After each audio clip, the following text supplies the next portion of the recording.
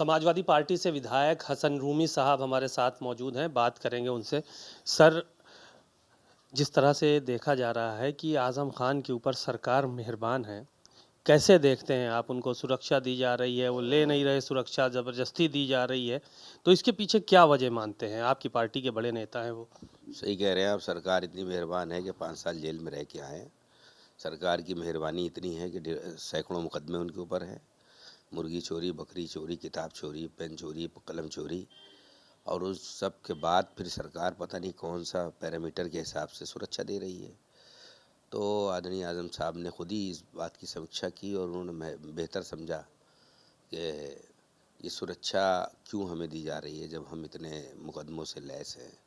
तो हमें लगता है सब सोच के उन्होंने सुरक्षा को नहीं लिया। वो खुद सुरक्षित अपने आप को महसूस कर रहे हैं बिना सुरक्षा के सरकारी, क्योंकि सरकारी सुरक्षा में जब थे तो 5 साल जेल रहा है, और जेल रहने के बाद जब बाहर आ गए तो सरकार सुरक्षा दे रही है, तो यकीनी उस पर कुछ ना कुछ मशकूकियत, संदिग्ध बातें सामने आ सकती हैं।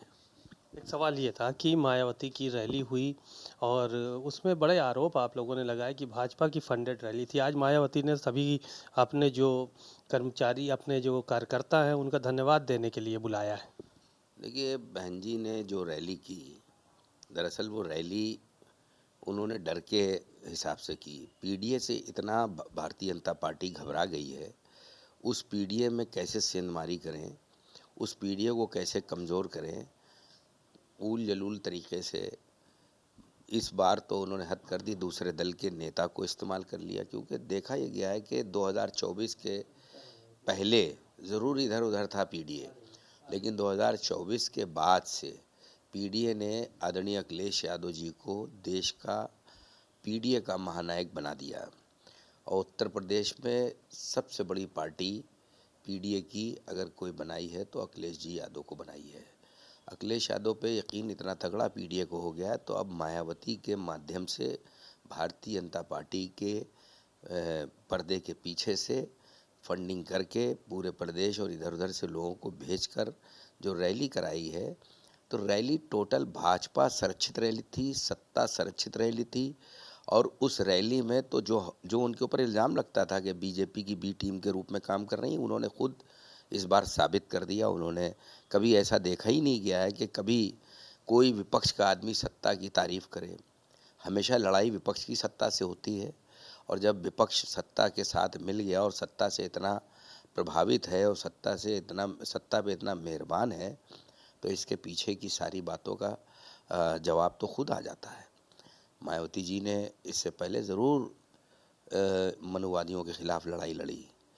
काशीराम जी के आंदोलन से वो भटक गई हैं।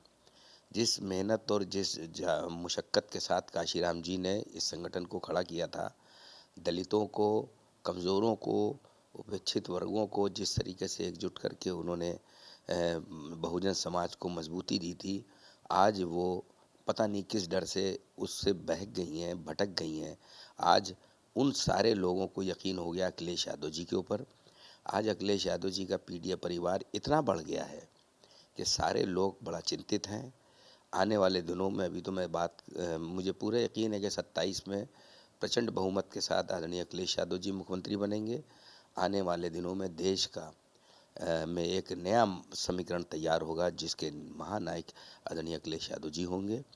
और जिधर अखिलेश जी जाएंगे उधर पीडीए जाएगा, उधर नौजवान जाएगा, उधर कमज़ोर और मजलूम जाएगा। ओम प्रकाश राजभर एनडीए गठबंधन के साथी हैं। उनका ये कहना है कि अब पंचायत चुनाव में हम निषाद पार्टी और अपना दल मिल के जो है वो चुनाव लड़ेंगे। बिहार में चूंकि उनको सीटें नहीं मिली हैं, उनको पहले वादा किया गया था कह रहे हैं, उसके बाद फिर उनको धोखा मिल गया वहाँ। देखिए, किसी भी नेता को उसके समाज के लोग इसलिए नेता बनाते कि सामाजिक उत्थान हमारे इस नेता के माध्यम से होगा। लेकिन जब बात करते हैं उत्थान की, रिजर्वेशन की और तमाम चीज़ों की, और उसके बाद डील करके सिर्फ भारतीय जनता पार्टी से अपने परिवार और ख़ुद तक सीमित हो जाते हैं, तो इसलिए उनके समाज का उनके ऊपर से विश्वास ख़त्म हो गया है। बिहार ने इसीलिए नहीं उनको स्वीकार किया, और उत्तर प्रदेश में भी अब हमें उनके लगता है कि उनके समाज में उनकी स्वीकार्यता अब बिल्कुल लगातार ख़त्म हो रही है, क्योंकि कोई सामाजिक लड़ाई उन्होंने इस तरह की नहीं लड़ी है भारतीय जनता पार्टी से। उनको कैबिनेट मंत्री बना दिया गया, वो खुश हो गए। जब उन्हें लगा कि अब हमारे समाज के लोग इस बात से नाराज़ हैं, तो वो इधर उधर की बात करने लगे। तो हमें नहीं लगता कि अब उनका कोई उस समाज में कोई किसी प्रकार का कोई अब से बची है कोई, क्योंकि सामाजिक उनके जो राजभर समाज के लोग हैं, उन लोग ने यकीन कर लिया कि ये हमारे समाज को बेच रहे हैं, हमारे समाज को न्याय नहीं दिला रहे हैं। शुक्रिया बहुत बहुत। हसन रूमी साहब को आपने सुना, उन्होंने तमाम बातें जो है वो कहीं और साफ तौर पर इस बात को कहा कि 2027 में अखिलेश यादव की हम सरकार बनाने जा रहे हैं। कैमरामैन रोहित गौतम के साथ सीमा अब नकवी, भारत समाचार, लखनऊ।